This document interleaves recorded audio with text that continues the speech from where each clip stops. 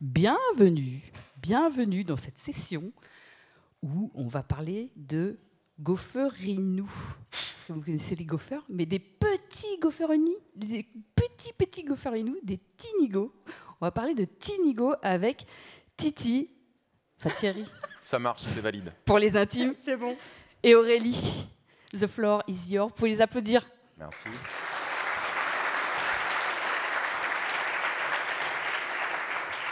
Alors oui, effectivement, on va parler de TinyGo et pas de Twingo, parce qu'on s'est fait un petit peu charrier cette semaine là-dessus, mais non, on va bien parler de TinyGo, et puis on va voir ensemble un petit peu ce que c'est, d'où ça vient, et où ça peut aller, et si ça peut vous concerner peut-être. Donc, de mon côté, je m'appelle Aurélie Vache, je suis développeur advocate chez OVH Cloud, et moi, en fait, ce que j'aime, c'est aider les autres et partager. Et ce que j'aime avant tout, c'est essayer de expliquer des choses compliquées avec des mots simples et des illustrations, dans des blogs, des articles, dans des vidéos, des tutos, et même des livres illustrés. Mais ici, je suis là pour vous parler de Go. Ça fait quelques années que j'en fais, en fait. J'ai développé des microservices pour les véhicules connectés et autonomes. Et du coup, je suis tombée dans la marmite, en fait, de Go, de la marmite des gopherinou, du coup. Et j'aime le rétrogramming. Mais par contre, je suis une bille en électronique. Ouais, mais ça va falloir que tu réécrives cette partie, en fait, parce Ah que bon ça commence à être de moins en moins vrai. Alors que moi, c'est vrai, moi, Go, jusqu'à il y a pas longtemps, j'y touchais pas du tout. Par contre, ça fait longtemps que je bricole pas mal de choses. Donc, je m'appelle Thierry Chantier, je suis aussi développeur advocate chez OVH Cloud. Et entre autres, ce qui m'a amené un petit peu ça, s'il y en a qui connaissent un petit peu, Calm, c'est juste le nom d'un Twitch que je fais les lundis à 13h normalement. Et c'est tout mon passé un peu de maker, ça date depuis un certain temps que j'aime bricoler plein de petites choses. Plus ça fait de lumière, plus je suis content. On va en reparler de celui-là après. J'étais pas du tout côté l'univers Go. Et c'est suite, vous allez voir, à une découverte que je me suis plongé d'abord dans TinyGo, et puis après on verra, sur Go. Donc là, si vous voulez me joindre, il y a un peu tout. Vous voyez, Mixtin, très important, ça, c'est une association que j'ai sur Lyon avec plein d'autres personnes où on fait des ateliers pour la découverte du numérique. Je vous conseille à tous, ça apprend l'humilité et ça sert à plein de choses, c'est génial. Mais assez parlé de nous, en avant, histoire. pour la petite histoire.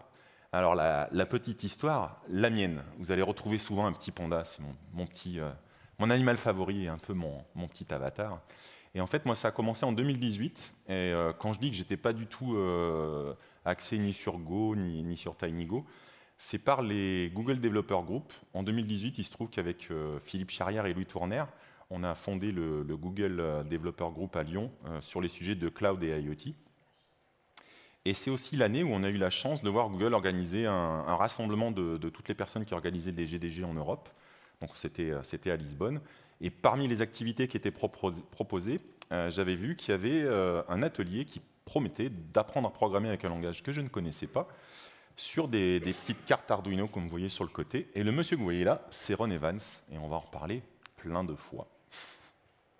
Donc ça, c'était 2018. 2020, je ne vous fais pas un dessin, ce n'est pas la meilleure année qu'on ait pu vivre. Quand on a pu partir en vacances l'été, c'était l'appel de la nature et tout ça. Donc j'ai fait la promesse, croix de bois, croix de fer, promis à ma femme que je n'allais pas emmener d'ordinateur. Je n'ai pas emmené d'ordinateur. Mais j'ai amené un iPad et il y avait des trucs qu'on pouvait faire avec. Et en fait, comme j'avais eu ce petit côté sur TinyGo, je me suis dit c'est dommage de ne pas regarder Go. Je me suis lancé, en l'occurrence, c'était avec Exercism, dans plein de petits exercices autour de Go pour apprendre un peu. Et en même temps, je faisais des articles à l'époque sur mon petit blog pour expliquer tout ce que je découvrais. 2021, donc l'été suivant, là j'ai pas fait la promesse de ne pas emmener d'ordinateur, parce qu'avec l'iPad c'était un peu compliqué de programmer des microcontrôleurs. Et dans les projets que j'avais, je dis c'est quand même dommage, l'année dernière c'était rigolo, je m'étais bien amusé avec mon blog, avec Go, et je dis il y a TinyGo qui était là. Et c'est le moment où j'ai découvert que le petit objet que vous voyez là, qui est une PyGamer de chez Adafruit. Adafruit étant une société qui fournit pas mal de composants, de kits électroniques, mais aussi beaucoup de contenu à côté pour apprendre justement. Et j'ai découvert, tout a convergé à ce moment-là, que TinyGo était capable de s'adresser aux microcontrôleurs de cette machine. Et j'ai dit allez, et donc j'ai passé mon été à essayer de faire marcher, alors il n'y avait pas tout, mais j'ai découvert le monde des drivers, comme on va le voir tout à l'heure dans TinyGo. Et pareil, je me suis bien amusé cet été-là mais je ne suis pas le seul à m'être amusé. Ouais. Et de mon côté, en fait, moi, pour ma petite histoire, ça a commencé donc en 2020, également, en fait. Donc, en fait, c'est en janvier 2020, j'ai vu un tweet, j'ai mis ici le tweet, j'ai vu ce tweet-là, et là, du coup, je me suis dit, waouh, il y a une personne dans le monde qui a réussi à faire un jeu, une application qui tourne sur une GBA, Game Boy Advance. Et là, du coup, c'est le moment, waouh, need. Du coup, j'ai trop envie de vouloir faire ça, moi aussi. Mais à ce moment-là, j'avais une to-do list longue comme ma taille, en fait. Longue comme le bras et comme ma taille. Et du coup, je n'avais pas le temps de m'y mettre, mais j'ai regardé la vidéo en replay du talk, je n'utilisais pas.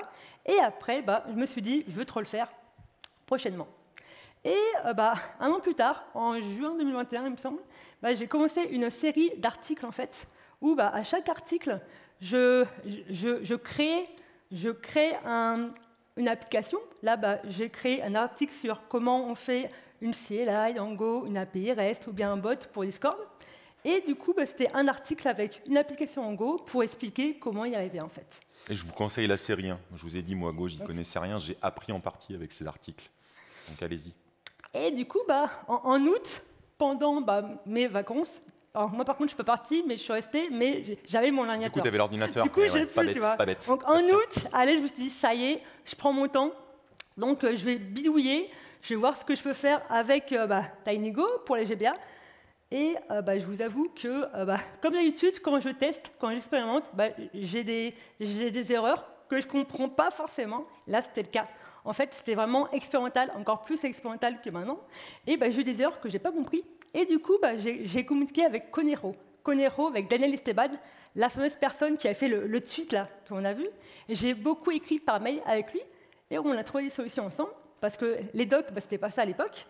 Et du coup, je suis arrivée à faire une petite appli, là, le petit Hello. Alors même si ça paraît simple, ça m'a pris du temps pour faire ça. Et tu es tellement contente d'avoir ta petite appli, ça y est, sur ta GBA. J'ai fait ça, en fait, en Go. J'ai oublié d'ailleurs, Daniel, c'est vrai qu'il était présent aussi en 2018 avec Ron Evans. Il était doctorant à l'époque et il ne savait pas dans quoi il était en train de plonger. Parce que ça a continué sur une belle histoire. Ça continue encore aujourd'hui. Ouais. On va en parler après de ce qu'il peut faire, Daniel. Et après, du coup, j'ai réussi à faire une application, un petit jeu qu'on va voir après en démo, un jeu sur la Game Boy Advance en Go. J'en ai fait un article. Et article qui, à ma grande surprise, a beaucoup marché, a beaucoup plu, a été repris dans des talks et dans des autres articles, en fait. Donc, je suis très contente. C'est important que tu sois contente. J'aime quand tu es contente. Pourquoi il dit ça, je sais quoi. Alors, TinyGo, c'est un compilateur Go pour les small places qui a été conçu pour les microcontrôleurs. Et actuellement, il supporte 90-100 boards. Il y a du Arduino, du Raspberry, du Adafruit, etc. en fait. Et il permet de faire du code pour le WebAssembly de taille très compacte. C'est exact. Alors pour le nombre de boards, selon il triche un petit peu syndicat. parce que c'est vraiment quand on parle de cartes, si on parle de cartes, c'est parfois le même microcontrôleur que vous allez avoir, mais ils ont implémenté tout ce qui va être driver un peu spécifique. Si la carte elle a un écran, si la carte elle a un accéléromètre, si elle a des composants de ce type-là. Voilà. Donc il y a quand même les principaux. Ça va pas dans les trucs trop exotiques jusqu'à aujourd'hui, mais il y a même, je crois, presque la centaine maintenant. Ils doivent viser la symbolique des 100 cartes. En gros, c'est en 90 et 100, ça dépend, mais franchement, ça supporte beaucoup de choses. Et on va voir dans les démos, déjà nous, on a un petit éventail en fait.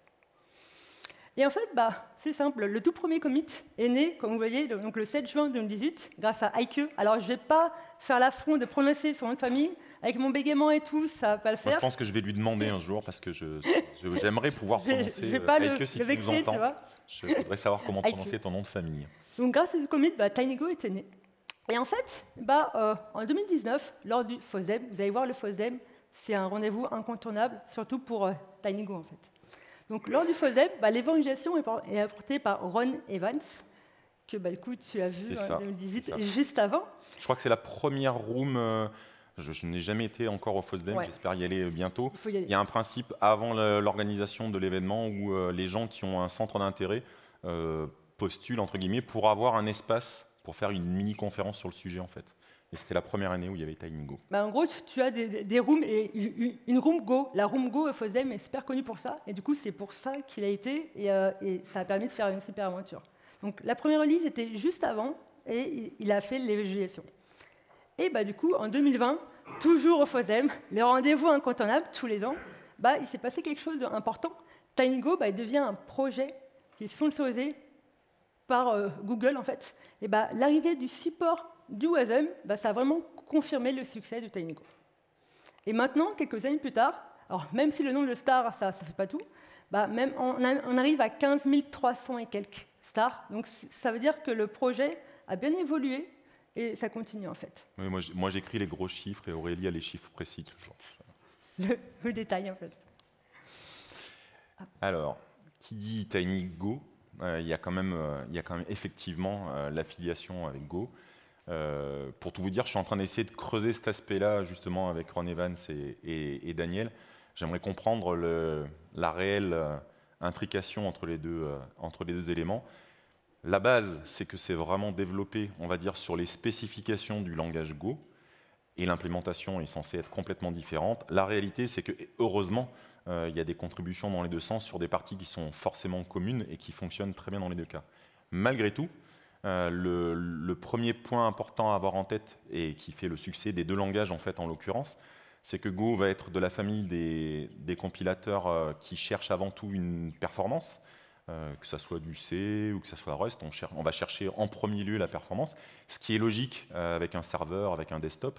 Là où TinyGo, comme les premières cibles étaient les microcontrôleurs, il y avait cette volonté d'essayer de réduire au maximum l'empreinte mémoire, que ce soit j'allais dire le binaire, mais le firmware qui va être utilisé et l'utilisation de la mémoire. Donc il y avait cet aspect-là en premier, avant de s'occuper de la performance, même si ça reste bien sûr un point important. Donc du coup, ça a vraiment donné lieu à deux implémentations différentes, et on verra les détails, mais notamment le fait de passer par l'usage de LLVM pour TinyGo. C'est ce qui a ouvert la porte, presque par accident, mais c'est un bel accident, à toute la partie WebAssembly. Alors les chiffres, toujours précis, merci Aurélie. On a mis à jour parce que ça a un petit peu évolué. Ça a évolué, mais on a quand même, vous voyez, un écart, si on fait un simple Hello World, qui est quand même très conséquent entre Go et TinyGo. Ça vient de cette approche très différente. Petit détail, la compilation avec TinyGo est plus longue généralement parce qu'ils font plus de passes sur l'arbre qui est généré et ce genre de choses, dans le but d'optimiser pour la mémoire. Mais on est quand même sur un ratio on va dire en très gros 1:10. Néanmoins, par rapport au début où on faisait ce talk, Go s'est déjà pas mal amélioré et TinyGo a pris un petit peu de poids. Donc j'ai posé la question à Daniel. Il a bien mangé à la cantine. C'est ça, elle a bien mangé. Le Goferinou a bien mangé, comme on peut le voir. Donc ils sont quand même en train d'essayer de rester sur l'approche la plus restreinte possible. Ça vient essentiellement, on va le voir tout à l'heure, du fait que le cœur de TinyGo, c'est une chose, mais pour ne pas obliger tout de suite à aller chercher un driver pour tout et n'importe quoi sur chacune des cartes, une partie de tout ça est intégrée dans un module qui s'appelle le module machine, qui est systématiquement sur la target que vous êtes en train de viser. Donc c'est cette partie-là qui a pris un peu de poids, mais ce n'est pas très grave, la maîtrise est toujours là. Je n'ai pas encore pu programmer celle-ci parce qu'il faut y aller avec un petit appareil un peu particulier sur chacune des broches. Il y a moins de 16K de RAM sur celui-là et il y a quand même de quoi gérer des LED, même si ce n'est pas gérer des broches, ceux qui font de l'électronique, pardon, excusez-moi. Ce n'est pas énorme en code, mais voilà, on peut descendre largement sous les 16 kg si on vise quelque chose de très restreint. Mais voilà, le principe générique, s'ils sont en train de se poser la question, est-ce qu'on n'a pas mis trop de choses dans la partie machine aujourd'hui? Pas de commentaires. Qu'est-ce que c'est que ça? Ouais, il me semblait que ça allait me faire engueuler. Donc vous savez peut-être qu'Aurélie adore dessiner des Goferinou notamment. Moi j'aime bien, mais je suis moins doué. Alors je joue un petit peu avec l'IA. Voilà, il y a des super talks, regardez bien le programme, et il y en a qui abordent ce type de sujet. Là, je lui ai demandé un truc extrêmement complexe. Je lui ai dit, il y a des fichiers de code, source, il y a une première étape de compilation au niveau de LLVM, et puis il y a la deuxième, parmi les différentes passes, la dernière étape va être quand même de cibler le microcontrôleur ou WebAssembly. Et donc, il y avait 4 boîtes avec une flèche entre chaque boîte. Donc, je lui ai dit, fais-moi 4 boîtes avec 4 flèches. Il y a eu quand même avec l'intitulé de chacune des boîtes. Et voilà, j'ai eu ça. Donc là, c'est pas grave, mais voilà, l'IA parfois ment. Concrètement, on va arriver au très très concret. Ouais. TinyGo, c'est super simple à installer, quel que soit l'OS. Vous pouvez l'installer par Brew. Il y a un paquet Debian qui est en cours. Pour l'instant, il faut encore le télécharger et l'installer avec des PKG. Il y a un paquet Debian en cours de validation parce qu'il faut un mainteneur officiel. Enfin, il y a des process à suivre. Ils sont en train de le faire. Et la partie Windows, je ne connaissais pas, mais ceux qui développent sous Windows, c'est intéressant. L'outil Scoop permet de gérer un peu vos paquets sur votre machine Windows et avoir un peu de gestion de votre machine de cette manière-là. En tout cas, c'est rapide, c'est pas très gros, c'est vite installé. Pas de problème particulier. On passe aux démos? Ah ben, Allez, donc on est dans le concret, on va aller jusqu'au bout du c'est concret. un fou. Voilà. Donc c'est là où Aurélie va regarder le chronomètre pour savoir si je ne me lance pas pendant des heures.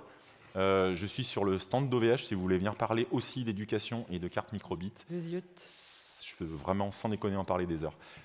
Pour faire court, c'est un programme du gouvernement britannique qui, donc un peu avant, là c'est 2016, c'est la sortie, mais un petit peu avant, a voulu renouveler l'expérience des années 80 où, comme en France, il y avait eu le plan informatique pour tous, en Angleterre, il y avait eu ce plan informatique pour tous qui avait abouti à la création des ordinateurs familiaux BBC Micro. Il faut savoir que la BBC est l'organisme britannique qui se charge de tout ce qui est le multimédia au sens très très très très large, de la radio jusqu'à l'informatique. Et là, le cahier des charges était assez simple. Il y avait un déficit constaté à la sortie des universités. Ils n'avaient pas de soucis pour avoir des gens compétents dans le monde du commerce, dans le monde de la finance. L'Angleterre est plutôt réputée là-dessus et ça marchait bien. Par contre, ils avaient une chute des profils techniques et notamment des profils autour de tout ce qui va concerner le sujet de la programmation.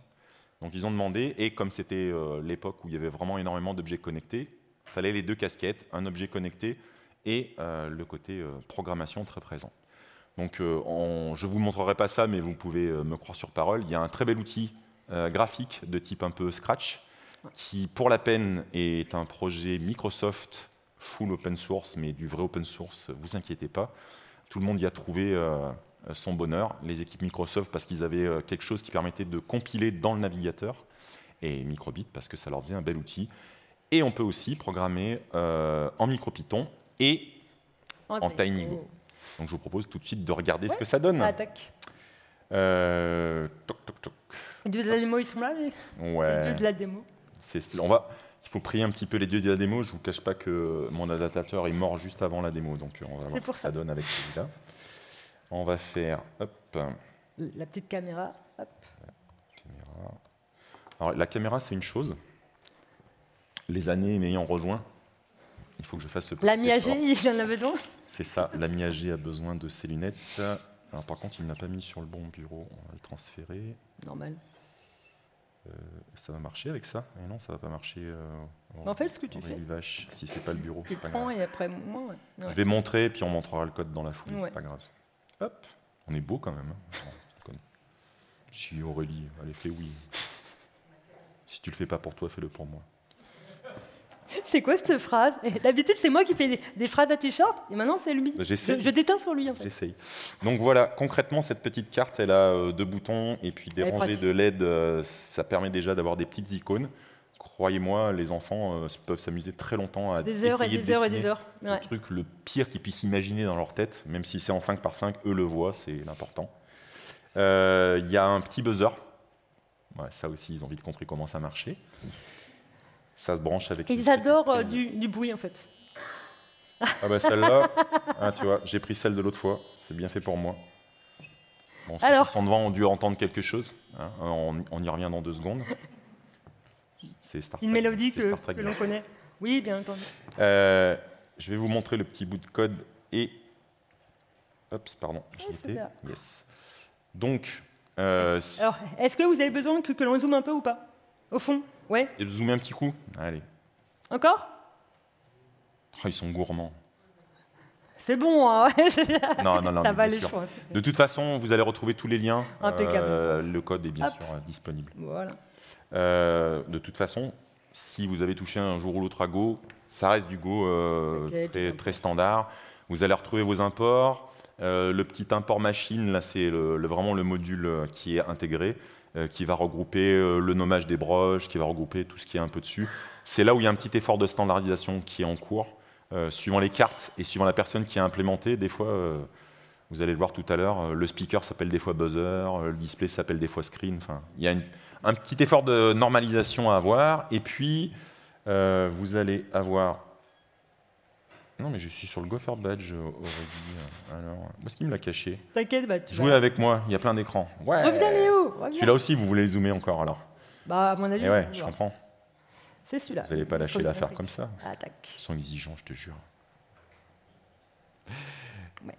Donc là, le module qui a été utilisé, ça représente là, le microbit matrix. C'est une petite facilité pour écrire du code plus simple et plus clair, pour adresser les lignes et les colonnes que je vais vous montrer tout de suite après, une fois en action. Donc on reste sur vous nommez votre package, vous avez vos imports, et vraiment après on a la fonction main.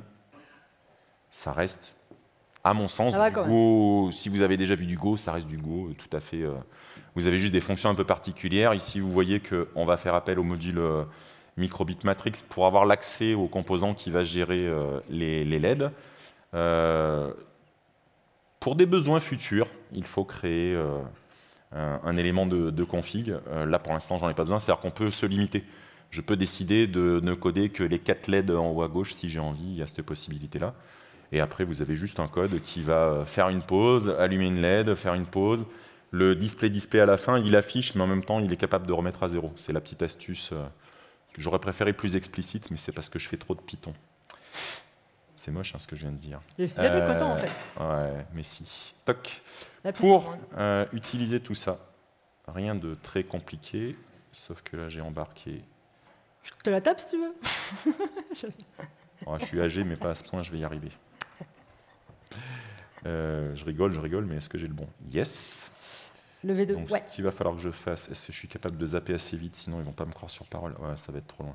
Vous décrirez ce qui se passe. Non, mais c'est pas grave. C'est pas grave, c'était juste pour... Hop. Et hop là. Voilà, c'est déjà fini. En fait, ici, vous avez une petite LED. Quand vous êtes en phase de flash, ça vous signale que vous êtes en train de flasher. C'est aussi bête que ça. Et ça n'a pas marché. Super.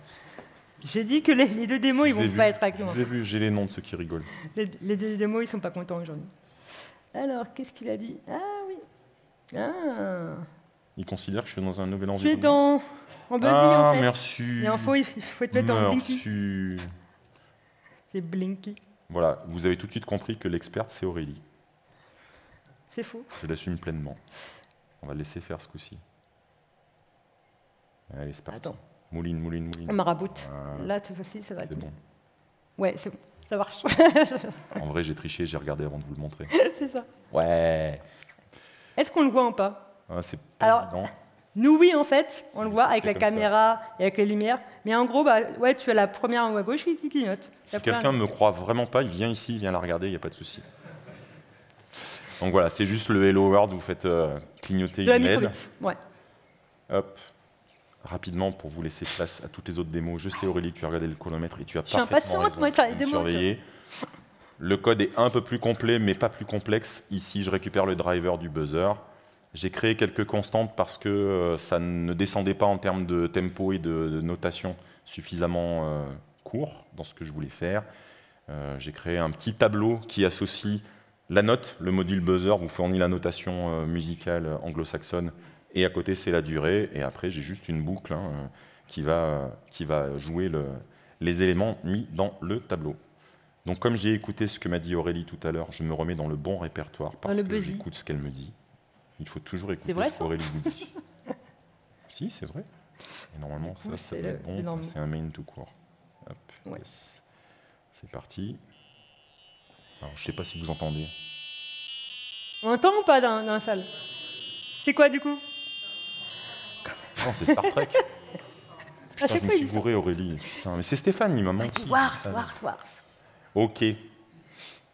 Donc la microbit, voilà. La microbit. Hop. J'ai perdu les slides. C'est horrible, la professionnelle. Reviens, c'est bon, c'est mon grand âge. Hop.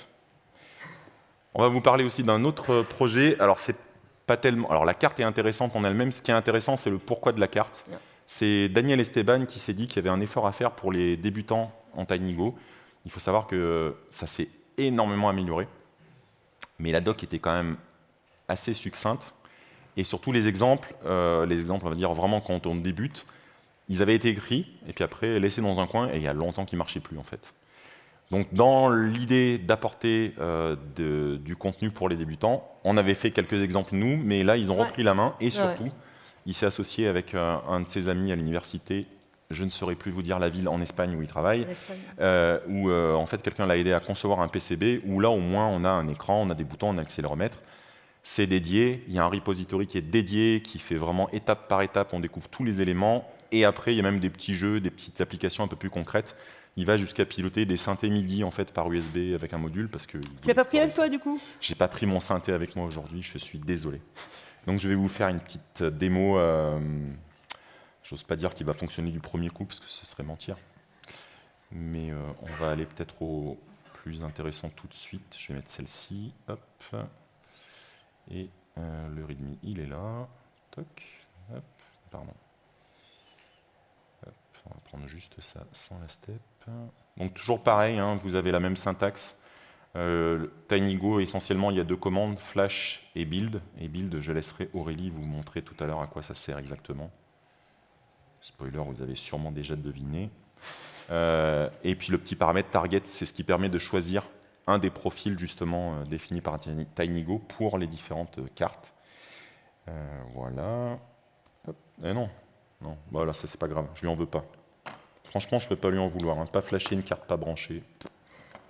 Je ne peux pas lui en vouloir. En infrarouge. USB-C, par contre, celle-ci, ce qui me permet d'avoir normalement moins de câbles. Et je pense que là, je lui ai fait en cours de route, il ne va pas aimer. À mon avis, il n'a pas aimé. On va lui refaire. On essaye. Voilà. Ne vous inquiétez pas, vous n'avez rien perdu. Donc là, ce coup-ci, il s'agit de piloter. Je vais vous montrer le code tout de suite. Il est mignon en plus. Dans les yeux, histoire d'avoir un truc, le cran d'après, ce n'est pas des simples LED, c'est des néopixels qui peuvent changer de couleur en fonction de ce que vous leur indiquez. Et en fonction des boutons, ici, vous avez la possibilité de changer les couleurs. Donc, ça reste simple, c'est l'étape 3, donc on est vraiment au début. Mais ça, je trouve que ce repository a été vraiment super bien pensé par Daniel. Ça permet vraiment si je vous montre le code, je vais juste montrer le code du dernier. L'étape 3 ou là, ouais. Pour un truc un peu plus complexe. Voilà, c'est le fameux projet où il va, par le biais du port USB, va pouvoir piloter tout ce qui va être MIDI. Alors avec les différents boutons, il s'amuse à lancer un certain nombre de commandes. Je ne rentrerai pas dans le détail, d'abord je n'ai pas l'entièreté des compétences pour tout ce qui est MIDI. Mais voilà, il va piloter, en gros, comme s'il avait un module à côté pour piloter son... J'allais dire son synthé, mais il n'y a pas de clavier, c'est une boîte à son qu'il a à côté, et il pilote des séquences qu'il a préprogrammées à l'avance. Pareil, si vous êtes vraiment curieux, n'hésitez pas à passer, je me ferai une joie là, pendant les 2 jours de vous faire le reste des démos, il y a les petits jeux et tout ça. Mais là, je crois qu'il est temps pour la démo. Ouais, parce qu'elle trépigne. Oui. Merci. Alors, de mon côté, comme vous l'avez vu, l'électronique, c'est pas trop mon kiff, mais par contre, le rétro, ouais. Et en fait, donc, si on parle de Game Boy Advance, en fait, Game Boy Advance, il y en a en fait 3. Il y a eu la normale, celle que vous voyez. La Game Boy Advance SP, on en a 2 ici. Et là, la Game Boy Micro. Alors, je fais un appel, à chaque fois je fais un appel. Si vous avez une Game Boy Micro qui dort dans un placard, je serais ravi de lui faire un câlin et ravi de lui offrir un foyer. Ne jouez pas le jeu de la spéculation sur le rétro gaming et le rétro computing. Franchement, ouais, j'aimerais en avoir une. Et ce que vous pouvez voir, les démos qu'on va faire, elles marchent sur les 3 Game Boy. La chose importante de savoir, c'est qu'elle a un écran de 240 x 160 qui était vraiment sympa à l'époque. C'était parfait. Et avec la SP, elle a un écran qui est rétroéclairé. C'est encore mieux parce qu'avant, on jouait dans les voitures et quand il y avait les lampadaires, on pouvait voir Tetris. Mais sinon, on ne voyait pas Tetris. On peut même aujourd'hui faire un écran IPS, je crois qu'on peut rajouter. Il y a pas mal de rétroéclairage encore. Le monde du modding est assez intéressant sur ces machines. Ouais. Du coup, avec des couleurs, c'est mieux. Un pad multidirectionnel, des petits boutons AB et LR sur les côtés, et avec un Core ARM 7 DDMI de 32 bits, avec mémoire intégrée. Donc du coup, ça veut dire qu'on peut y faire des choses avec. Mais quoi? Qu'est-ce qu'on va faire avec? On va faire 3 démos. Donc avant de les faire, on va vous montrer ce qu'on a fait. Donc la première démo, je me suis dit, je commence par quoi? Qu'est-ce que je peux montrer, qu'est-ce qui est montrable comme Hello World de la Game Boy? En fait, j'ai regardé chez moi et j'ai vu un personnage des yeux. Je me suis dit, voilà, tu vas faire des yeux. Mais comment on fait des yeux, en fait? Je t'ai jamais dit que tu étais bizarre, Aurélie. Tout le monde le sait, je pense, à force. Oui, je suis chelou. Et du coup, je voulais faire des yeux. Mais du coup, je me réfléchis comment je vais faire. Et je vais dessiner des cercles, 2 cercles blancs, et 2 petits cercles noirs.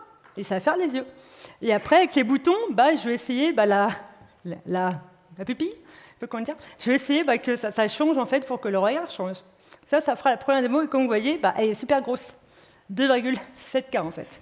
Donc vraiment, vous allez voir, le code est bien compilé et vraiment la taille est compacte. La deuxième démo, ça sera, c'est l'application que j'ai fait pour Attic. Avec des Gopherinou de partout. Oula, Gopherinou de partout. Et du coup, j'ai fait une V2 de l'application que j'avais faite. C'est un petit jeu. Hein. C'est plus une appli qu'un petit jeu. Mais comme on avait les jeux à l'époque, avec un écran au démarrage, et avec, après, quand on appuie sur le bouton Start, ça va faire quelque chose. Donc vous voyez déjà, là, avant, c'était que du dessin de formes géométriques. Là, il va y avoir plusieurs choses, en fait, dont des polices, des fontes, du texte à afficher. Ouais, vous allez découvrir des astuces. Ouais, des astuces d'Aurélie qui bidouille. Et en 3, je me suis dit, j'ai regardé encore chez moi, j'ai vu le télécran. Ça peut être cool de le faire. Alors, petit sondage, qui connaît le télécran On a que des vieux, en fait. Ça me fait chaud au cœur, ça. On a que des vieux. Ça fait plaisir. J'ai eu peur d'être super vieux d'un coup, et en fait, non. Vous êtes tous vieux, c'est parfait. Mais du coup, je me suis dit, pourquoi pas faire, même si c'est un écran petit, un télécran. Et spoiler alerte, je me suis éclaté à la faire. Et même mon fils, qui est pas du tout ancien jeu de vieux, hein, message Alex, bisous. Et même mon mari, ils ont passé des heures à jouer. Donc pour une fois, ils ont passé des heures à jouer à ce que j'ai fait. Donc ça fait plaisir. Moi, je joue pas avec. C'est juste pour la démo. Je regarde. Et je fais une démo, À moi l'honneur, du coup. Vas-y, mets-toi sur la caméra. Caméra et la droite. Yes. Alors, je vais prendre la mienne, du coup, la vraie. Originale. Parce qu'il y a la fan de rétro gaming et il y a le vilain qui change la code. J'ai essayé de voir, je fais comme ça. Donc, avant tout, on a vu que tout à l'heure, on faisait les démos et on tapait la commande TinyGo Flash. Là, on va vous le montrer juste après, ça sera TinyGo Build. On build d'abord en local sur la machine. Après, ce qui est pratique, c'est que, sans se concerter, on a la même petite carte, la Easy Flash de Omega. Et en fait, on peut mettre dedans une carte micro SD. Donc du coup, on crée la ROM, l'application Projet BA en local sur machine, on la copie sur la micro SD et on la met du coup sur la carte. C'est comme une cartouche de jeu en fait. Et on la met après dans la console. Bien sûr, c'est pour mettre uniquement ce que vous avez développé vous-même. Des ROM, des homebrew. Uniquement, attention. Et alors là, je sais qu'à chaque fois que je fais ça, on va aller voir Thierry faire « Ouh, le bruit !» On entend ou pas? Ça fait plaisir ou pas? C'était le petit kiff personnel. Alors, est-ce qu'on va voir? Ça va être rigolo. La concurrence. Alors, ça va être rigolo avec la MSD, mais je vais essayer de faire quelque chose. On va commencer par I, du coup. Donc, comme vous allez voir... Attends. Donc, en gros, c'est les yeux. Ouais, mais... même tu l'éloignes, je pense qu'on voit mieux. Ouais. C'est bon? Donc, c'est les yeux. Et quand j'appuie sur le pad à gauche, on regarde à gauche, on regarde à droite, on regarde en haut, on regarde en bas. Alors, il y a une fou, mais comme Hello World, ça le fait quand même. Et Start, ça revient au centre. Donc c'est franchement, et quand j'ai réussi à faire ça... Vous avez noté, hein, entièrement bruité à la bouche. Toujours. Et franchement, ça fait plaisir. Quand tu fais des Hello World qui marchent sur une console, tu fais du Go que tu fais en entreprise, et après tu le fais à la maison, c'est bien sympa à utiliser.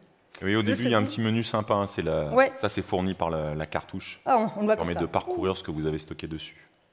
Donc après, le petit gopher, donc un écran au démarrage. J'affiche du texte. Le petit presse un bouton pour indiquer à l'utilisateur ce qu'il faut faire, en fait. C'est la doc. Et après, tu as le petit gopher. Donc je peux le déplacer à gauche, quand j'appuie à gauche, à droite, en bas, en haut, et attends, et en plus, il saute. Et oui, je me suis amusée à utiliser tous les boutons. Le bouton L, il change de couleur. R aussi. Et après, on peut revenir initialement avec le start, en fait. Je vais définitivement greffer un écran IPS sur la mienne. Ça va être mieux avec nos yeux de vieux. Mais ça, c'était la deuxième démo. On va voir après le code.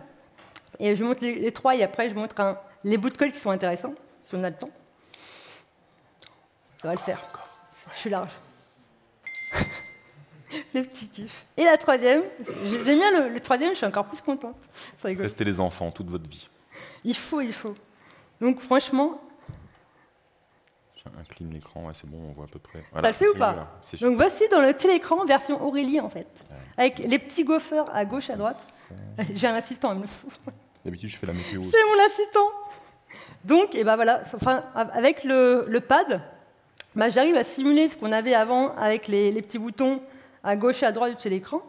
Ben, j'arrive à faire des petites figures. Franchement, on passait des heures à y jouer en fait, parce que ça fait appel à notre mémoire, à notre côté génération. Mais en fait, bah, vous allez voir qu'avec quelques lignes de code et de l'imagination, la créativité, beaucoup, bah, on peut arriver à de petites démos.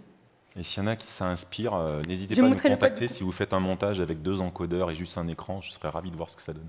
Je suis sûr qu'il y a un truc marrant à Ah, les faire. trucs à faire. Hop, bah alors, AI, on ne va pas y passer éternellement, c'est juste que, comme je vous l'ai dit, bah, on va utiliser, on en parlera aussi après, des librairies TinyDraw bah, qui vont permettre de faire les figures géométriques.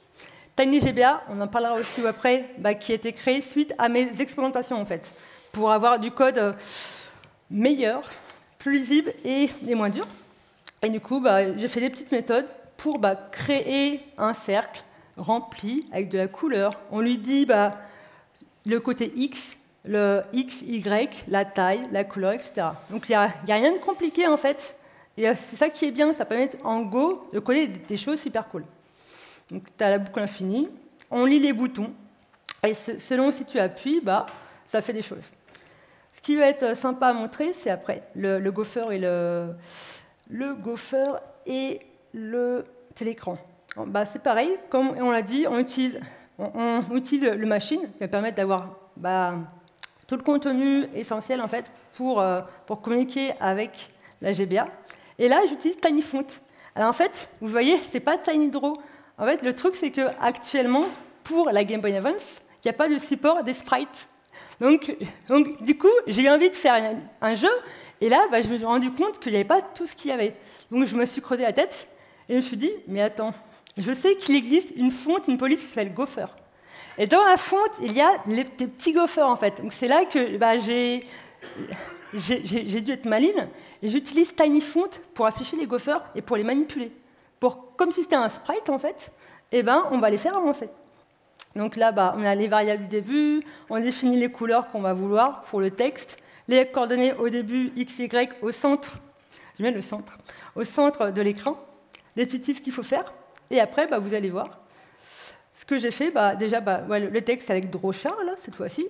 On peut écrire une seule ligne avec WriteLine pour Press Start. Et le petit tip, ce qui est rigolo, c'est bah, les petits gophers, bah, en fait, j'utilise une fonte et je lui dis, bah, ça va être tel tout du clavier, en fait. Le B, ça va être un gopher, le X, un autre. Et après, quand bah, j'appuie sur, par exemple, le bouton droit, et bah, j'affiche mon petit gopher, donc c'est juste une lettre. J'écris un caractère, et après, bah, je vais mettre le coordonnées X, Y, selon où je veux. J'ai dû ma ligne, en fait, pour le faire, mais au final, bah, le rendu est bon. Donc même si vous êtes limité par la machine, vous êtes limité par bah, les capacités, et pas les sprites, et bah, vous pouvez quand même faire quelque chose, en fait. Avec quelques lignes de code, on peut y arriver. Quand on a de la créativité, bah, on peut faire plein de choses, en fait. Après, s'il y en a qui sont chauds patates pour écrire un blitter, un vrai de vrai, qui va taper dans la Et du mémoire son. vidéo et tout. J'aimerais bien, en fait, Et le dernier pouvoir module, ça sera le son. Ouais, c'est avoir vrai, du son, c'est vrai. et aussi, aussi pour brancher l'imprimante. Il y a une imprimante pour Game Boy, et si on peut faire des dessins avec Ouais, vous le l'arrêterez télécran, pas, on n'arrêtera jamais, en fait. Ouais. Mais toi, tu peux parler des heures microbits, et moi Ouais, des je heures confirme, je confirme. dures et très C'est parfait. Je pense qu'on a fait un aperçu, on passe à la suite. Pour ce qui est le code, Ouais. pareil, tous ces repos sont accessibles. Je sais jamais où On ira vous tout allez. ça, sans souci. Et du coup, bah, avant de passer à la suite, donc, du coup, là, je ne l'ai pas fait, mais en gros, on utilise bah, TinyGoBuild.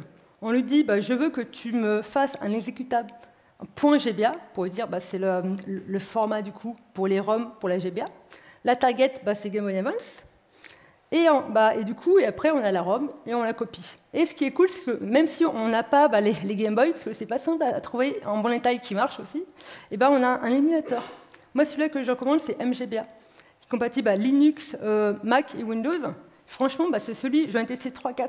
Celui, bah, pour moi, qui qui a le plus de fonctionnalités, qui est le plus light et compatible avec toutes les machines. Et pour toutes les copies de jeux que vous avez aussi chez vous, c'est celui qui est le plus sympa pour jouer à la maison et qui fonctionne bien. Donc, les copies de jeux, bien entendu. Outils pratiques. Donc, du coup, comme on l'a vu, on a TinyDraw, c'est une librairie qui est pratique, qui permet de dessiner des figures géométriques, des carrés, des ronds. Et c'est pas limité à la Game Boy en l'occurrence. Ouais, c'est ce qui est intéressant, c'est compatible avec le reste de l'écosystème. Tous les écrans. Ouais. Tous les, ça marche aussi par exemple là avec avec un écran en e-ink. C'est détaché du module qui va piloter l'écran e-ink lui-même. Ça vient se greffer par-dessus, d'où l'intérêt de cette pile. Le repo, je ne sais jamais le nom, il est compliqué avec X-Driver, tout ça. Il y a une cohérence par contre sur les drivers pour que ça s'articule les uns avec les autres au maximum. Ensuite, on a TinyFont que moi j'ai utilisé avec et la police et les petits gophers. Mais du coup, ça va me permettre d'afficher du texte, des caractères et également de faire des rotations. On peut faire des rotations, on peut faire des effets. Donc ça peut aller un peu plus loin en fait, avec la couleur, sans couleur, ce qu'on veut. Et moi, ce que j'ai utilisé, c'est TutTF Playground. Un playground parce que, qui va permettre de tester avant les fonds qu'on peut trouver sur Internet. Au lieu de, dans son code, est-ce que c'est le A, est-ce que c'est le B, est-ce que c'est le C, tu vas permettre de jouer avec ta fonte, avec un petit émulateur, un playground. L'étape d'après, c'est même de faire sa propre fonte. T'inquiète pas, c'est avec impatience, Aurélie, que tu me fasses ça. Je vais la créer avec des chocolatines. Ça marche. Je pense que je vais faire ça en fait. Ça, je saurais ce que c'est enfin une chocolatine. Ah, c'est super bon, tu vois. Et TinyJBA, alors, pour une petite histoire, je vais aller vite, le temps il passe à une Tout va bien, tout va bien. Donc pour une petite histoire, en fait, quand j'ai fait mes premières éducations, j'ai parlé avec Daniel, et même avec René Valls, je crois. En fait, suite au code que j'ai fait, aux exemples qu'on a mis sur les repos, René Valls, il a repris mon code, mes exemples, il a fait une librairie qui est TinyJBA. Parce qu'à gauche, à ma gauche, oui, c'est bon, à gauche ici aussi. Si, c'est à gauche, tout va bien. À toutes les gauches du monde. Donc c'est le code que j'avais dû faire. Donc moi, je suis une bille en électronique.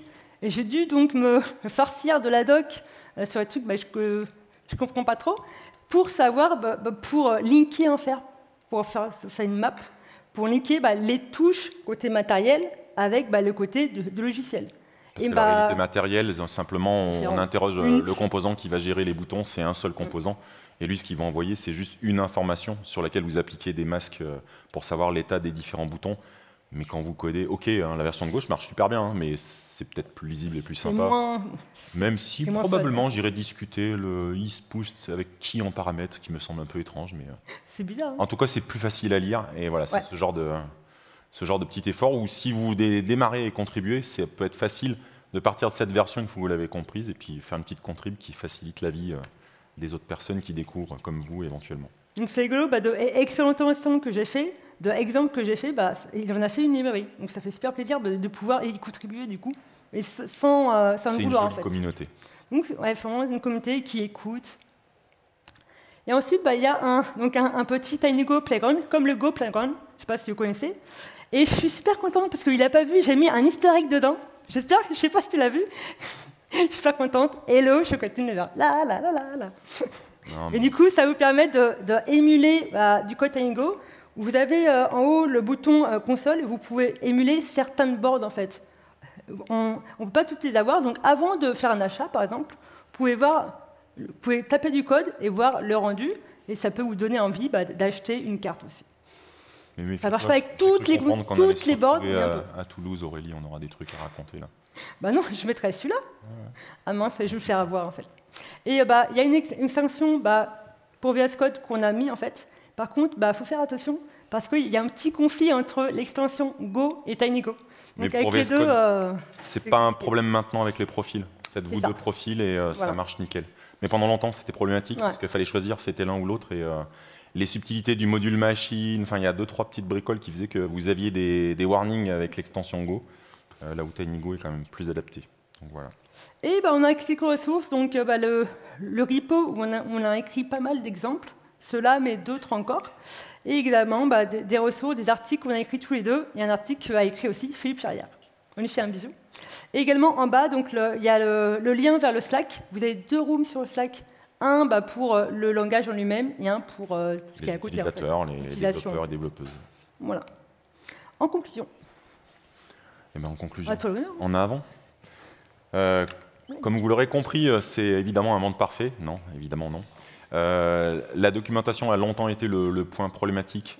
Ça n'est plus trop le cas petit à petit. Et avec les efforts qu'a fait Daniel, on a une évolution sur les exemples. Donc je serais ravi, si on a la chance de donner ce talk, de commencer à enlever un peu des choses sur ce slide, parce qu'en fait, il y a une vraie écoute. Il y a juste que pendant longtemps, il y avait peut-être moins de ressources attribuées au projet TinyGo. Donc c'est comme tout, s'il n'y a personne qui contribue, ça ne marche pas.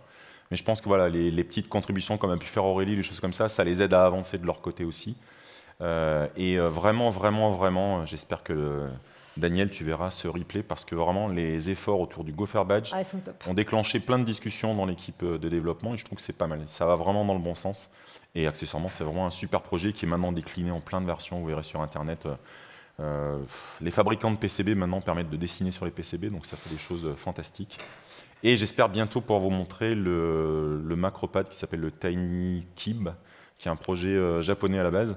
C'est 9 par 9, enfin il y a 9 touches, je veux dire 3 par 3, un encodeur en rotation et un petit écran. Et c'est pareil, on peut démontrer de nouvelles choses avec. Voilà, ça c'est le fameux petit badge qui est issu en fait de l'étape 2 quand il est allé à la GopherCon. Donc l'idée, c'était de se battre sur quelque chose de très réduit. Il faut que je lui rappelle de publier le code qui va avec, parce que je serais curieux de voir, côté TinyGo, comment ils font pour descendre dans aussi peu de mémoire au final. Ça, tu as déjà commencé à en parler dans ton historique. Il y a quand même des versions. Clairement, la GBA, c'est vraiment du side project chez TinyGo. Donc, il ne faut pas s'attendre à des évolutions majeures. Par contre, quand ils plongent dedans, ça avance un grand coup. Ouais. Donc, mettre des issues, mettre des exemples de code que vous voudriez voir apparaître de façon... Enfin, voilà, ça les aide beaucoup, il ne faut pas hésiter. Certaines fonctionnalités... C'est de moins en moins vrai, ça. GBA, j'ai eu. GBA, ça reste, je suis d'accord, très expérimental. Tous les problèmes, je crois. Le gros effort sur le repository qui représente tous les modules, là, c'est le côté driver, c'est beaucoup plus carré maintenant. Mis à jour et tout. Donc, ça commence à être pas mal du tout.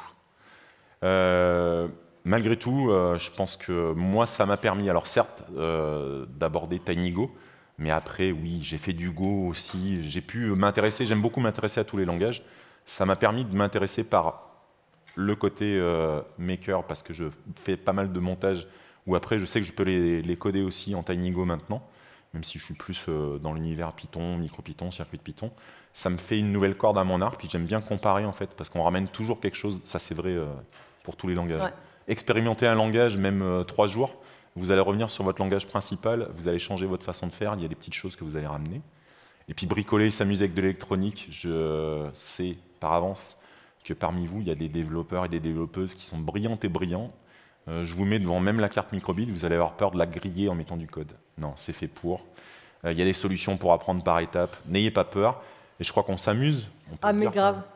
Parce qu'Aurélie vous a dit, j'y connais rien, mais j'ai cru entendre que tu avais commencé à souder quelques composants, des trucs, donc voilà. Ça permet d'ouvrir plein de portes et de faire vivre ça, j'ai bien.